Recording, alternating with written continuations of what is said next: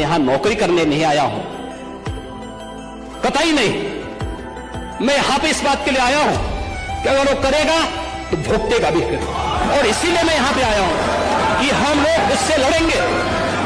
ये लड़ाई हमारी सामान्य लड़ाई नहीं है, ये प्रतिष्ठा की लड़ाई भी नहीं है।